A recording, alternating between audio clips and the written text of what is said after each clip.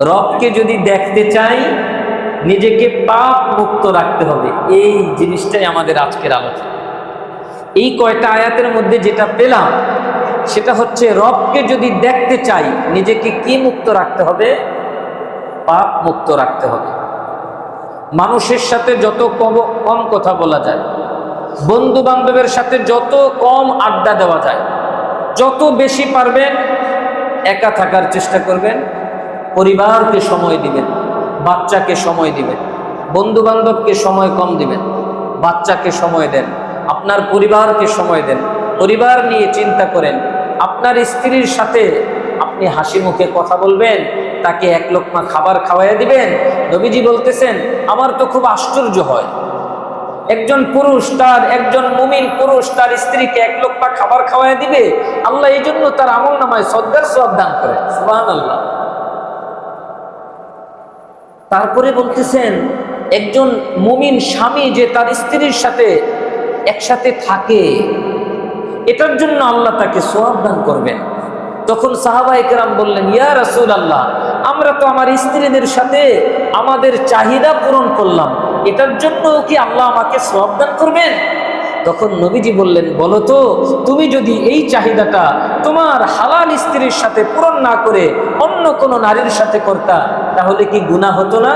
তো সাহাবী বলতেছে, ইয়া রাসূলুল্লাহ, তাহলে তো জিনার গুনাহ হতো।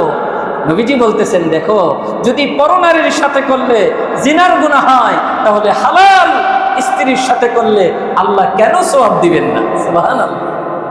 তাহলে ভাই, আমাদের আজকে আমরা সময় দেই মোবাইলকে, আজকে সন্তানকে সময় দেওয়ার সুযোগ নাই, আজকে পরিবারকে সময় দেওয়ার সুযোগ নাই। সারাদিন আমরা আমাদের ব্যস্ততার মধ্যে থাকি, অফিস আদালতে থাকি, তারপরে বাসায় যতটুকু আসি কতক্ষণ টেলিভিশন, কতক্ষণ কম্পিউটার, কতক্ষণ মোবাইল। বাচ্চার হক কোথায়?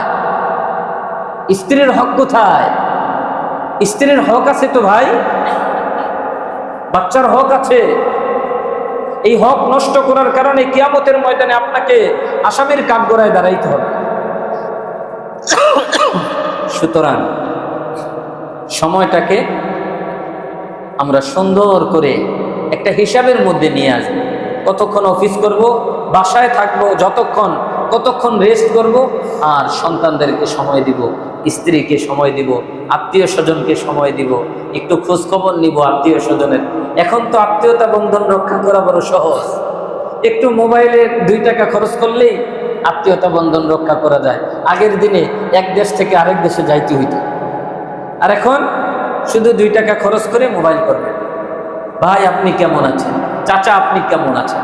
খালু আপনি কেমন আছেন? মামা আপনি কেমন আছেন? ফুফু আপনি কেমন আছেন?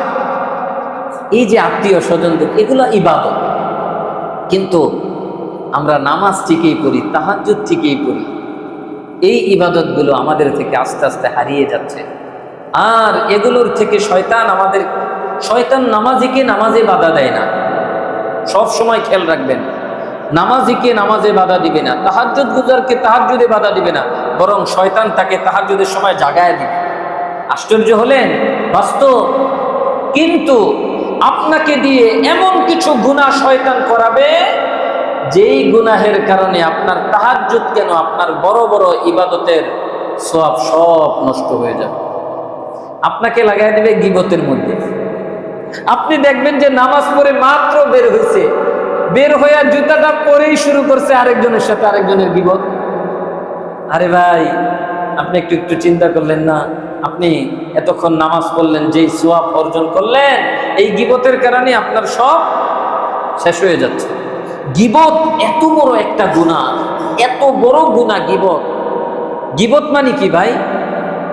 আমার ভিতরে যেই দোষটা আছে, এই দোষ আমার ভিতরে দোষ নাই এরকম না, আমার ভিতরে যেই দোষ আছে, আপনার ভিতরে যেই দোষ আছে, ওই দোষটা আমি আপনার সামনে না বলে আরেকজনের সাথে আলোচনা করা, এটার নাম গীবত। আর গীবতের ব্যাপারে নবীজি বলেন, আল গীবাতু আশাদ্দু মিনাজ জিনা, গীবত তো জিনা ব্যভিচার থেকে আরো জঘন্য। ভাই আপনি যদি শোনেন যে আপনাদের ইমাম সাহেব জিনা করছে, নামাজ পড়বেন? আরে এই ইমামের পিছনে নামাজ পড়া যায়? ইমাম জিনা করছে, ব্যভিচার করছে, পড়বেন নামাজ? কিন্তু ইমাম সাহেব যদি গীবত করে, আরে ইমাম স্মার্ট ইমাম, সবার সাথে তার সম্পর্ক, যা জিগায় তাই বলে। হ্যাঁ, গীবত জিনা থেকেও মারাত্মক। জিনা থেকেও যেমন বাঁচতে হবে, গীবত থেকেও বাঁচতে হবে। এটা একটা উদাহরণ দিলাম আর কি, বোঝার জন্য। গীবত এটা আমরা অজান্তে সবাই করতেছি, সবাই, প্রত্যেকটা মানুষ। আমি তো একটু চোখ খুলে তাকাইলে দেখি সবাই গীবতের মধ্যে লিপ্ত।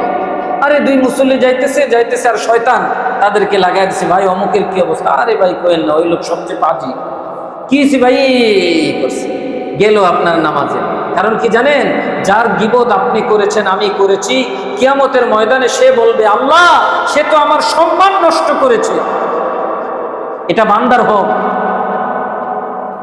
আল্লাহ বলবেন তুমি কি চাও? আমি চাই আল্লাহ আমার এই সম্মান নষ্টের কারণে আমি তার থেকে নেকি চাই, কারণ ওই দিন তো আর সম্মান ফিরিয়ে দেওয়ার সুযোগ নেই। আহা, তুমি নেকি চাও, কি চাও? নেকি কতটুকু চাও? যতটুকু চাই ততটুকু দিতে হবে, কোনো উপায় নেই, কোনো উপায় নাই ভাই। তারপরে নেকি নিয়ে গেল, কে নিয়ে গেল? ওই যাকে পাজি বলছেন সে নেকি নিয়ে গেল, আপনার নামাজের নেকি নিয়ে গেল।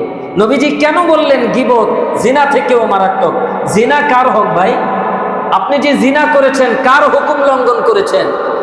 আপনার রবের হুকুম লঙ্ঘন করেছেন। রব জিনাকে হারাম করেছেন, আপনি পাপ করেছেন। রব যদি চান এই জিনার গুনাহ আপনাকে রব মাফ করে দিতে পারে, রব যদি চান। আমি বলছি না যে আল্লাহ মাফ করে দিবেন, কিন্তু আল্লাহ যদি চান আল্লাহ মাফ করতে পারেন। কারণ আল্লাহ কোরআনে এটাই বলেছেন, ইয়াগফিরু লিমান ইয়াশা ওয়া ইউআযযিবু মান ইয়াশা। আমি যাকে চাই তাকে মাফ করে দিব, আমি যাকে চাই তাকে শাস্তি দিব। এটা আল্লাহর কথা। এখন কথা হচ্ছে গীবতটা কার হক? বান্দার হক। গীবত কার হক ভাই? বান্দার হক। আমি আপনার গীবত করলাম, তার মানে আমি আপনার হক নষ্ট করলাম। জিনার গুনাহ আল্লাহ মাফ করবেন যদি আল্লাহ চান, কিন্তু গীবতের গুনাহ আল্লাহ মাফ করবেন না। এক সাহাবী জিজ্ঞাসা করতেছে, ইয়া রাসূলুল্লাহ, সবচাইতে বেশি জাহান্নামে যাবে মানুষ কোন কারণে? নবীজি জিহ্বাটা দেখায় বললেন, এই জিহ্বার কারণে। কোন কারণে ভাই? এই জিহ্বার কারণে। জিহ্বার কারণে কথা বলে কি দিয়ে? এই জিহ্বা দিয়ে কথা বলে। এই জিহ্বাটাকে হেফাজত করা এটা বড় কঠিন কাজ ভাই। আপনি যদি এটা হেফাজত করতে পারেন, আপনার জান্নাতে যাওয়া অনেক সহজ হয়ে যাবে ইনশাআল্লাহ। আপনার আল্লাহর ওলি হওয়া অনেক সহজ হয়ে যাবে। আপনার রাসূলুল্লাহ সাল্লাল্লাহু আলাইহি ওয়াসাল্লামের প্রিয় উম্মত হওয়া অনেক সহজ হয়ে যাবে। এজন্য আজকের এই আলোচনা, এই আয়াতগুলো থেকে আমরা সবচেয়ে বড় যেই মেসেজ নিয়ে গেলাম সেটা হচ্ছে পাপ মুক্ত রাখবো নিজেকে, ইনশাআল্লাহ।